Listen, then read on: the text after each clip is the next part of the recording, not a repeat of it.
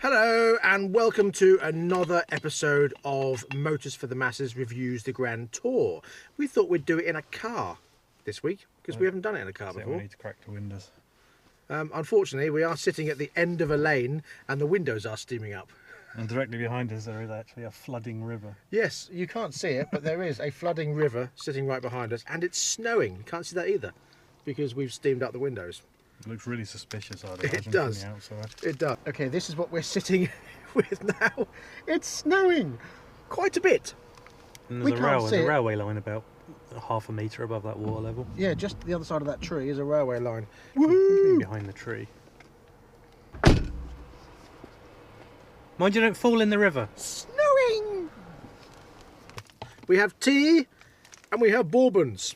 Nothing can get better, really. However, we can't really eat chocolate biscuits. We're going to have brown teeth whilst we're talking. So, the introduction. They had the brown Trans Am, the white Cadillac, and that yellow truck thing.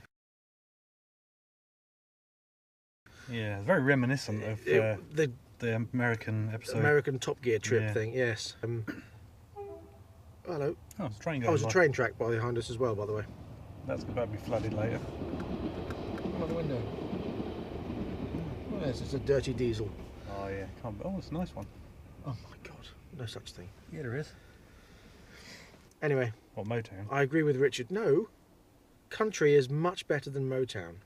I love country music. Country music is awesome. I prefer country to Motown. Yes, country trumps trumps Oh. Motown any day. Okay, the first little bit, the coal rolling. I love coal rolling. I Yeah. think that's the best thing in the world. Not my bag. The best bit about it was when he smoked out the Prius. You see that all the time. If you watch the YouTubes Really? and you watch these youths with their big trucks, and they'll pull up next to like an MX-5 or something and just billow the black smoke at it. It's awesome. That's so funny. Childish but funny. So the next bit was the Jag versus BMW, which wasn't actually a Jag versus a BMW. No, It it's was obviously a pre-planned argument. Yes, the Alfa Romeo Quattro Formaggio, I love that car. which I sounds would like, absolutely have one of those. to me, that sounds like Alfa Romeo Quarter of Cheese. That works for me.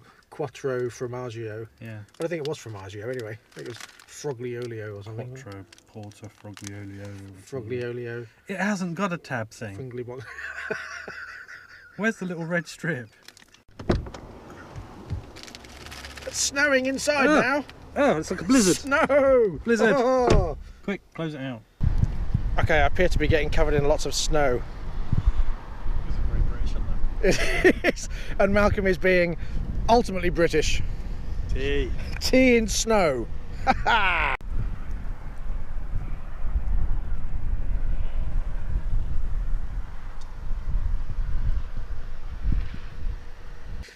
I was not seeing the Wolseley resemblance. Yeah, it's the bottom. It's the bottom of the bumper. The kind of big, gaping holes. Was that it? Were sort of reminiscent of the bottom bits of the grille on the Wolseley front end. Right. I like the Alpha. I love that car a lot.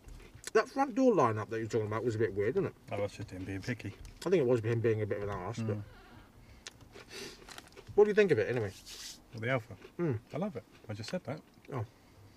2.9 litre turbo V6, Yep, works for me. 503 brake horsepower. That's quite a lot on that. That's Well, a it's lot of power. turbocharged. I imagine. Is it twin turbo? No, it's No, twin, it's only single twin turbo. scroll turbo Mm. in the middle of the V.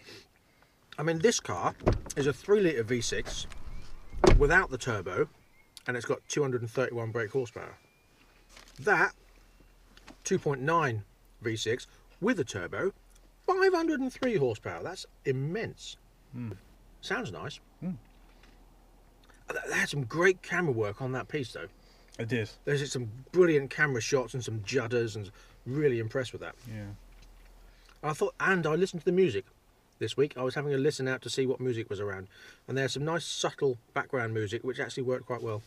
And they turned it down and turned it off when you had more sound of That's the what engine. they should do, isn't it? It worked well. They Not did a like very good these- job. You see videos that are semi-professional on YouTube, Mm. where they've just got blaring rock music and you can hear nothing. I know, Most of the time you yeah. can't even hear what the people are saying. No, I don't understand that. That's proper snow. 191 miles an hour in that thing. That's awesome, isn't It's it? pretty good for a four-door saloon, isn't it? 191 mile an hour. It's essentially a car that looks like a four-door saloon, just a go to the shops car. Which was Drive developed to work or whatever. by sort of Ferrari, which wasn't developed by Ferrari. No, it wasn't. They denied all responsibility. Yes, but sort of denied responsibility. Yeah.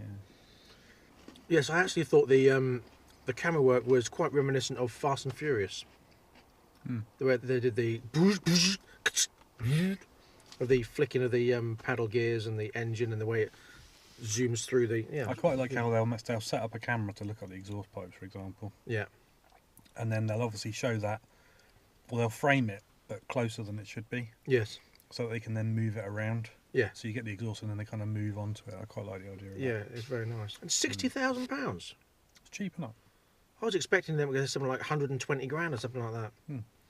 But no, I mean it's very comparative with the A7 and the 640D from BMW. So I think it's pretty much on par with the A7. Audi A7. Okay. I didn't know that was a thing. You're kidding me? I thought they were referring to the A5, Q5, Z5. Oh, I don't know. Z5? What's a German. Z5? Well, that's probably a BMW that they haven't built yet. And then what did they do? Handed the car over to Mr. Fat Yank, Yeah. who obviously didn't like the car because it wasn't a 70s Mopar. Or he did because Clarkson said, "Don't like it," or "That's your Wow. job. Do as you're bloody told." He's You've a got to prick. gripe about it. Sorry, he's just a prick. Move on. Conversation Street. I like the Tiny opening. Richard. That was especially as he was looking down at him. That was funny. I did like Oh, that. that made me That was chuckle. good. Yes, and I do like pickups, I do. especially the Ford Raptor. Big fan of the Ford Raptor. Big, massive, grumbling V8 pickup truck. Oh yes, please. I like the And there's slightly older certainly not enough of them, although they are coming out more and more here, and they are getting bigger. The VW Avalanche, is it the Avalanche? The VW Avalanche thing.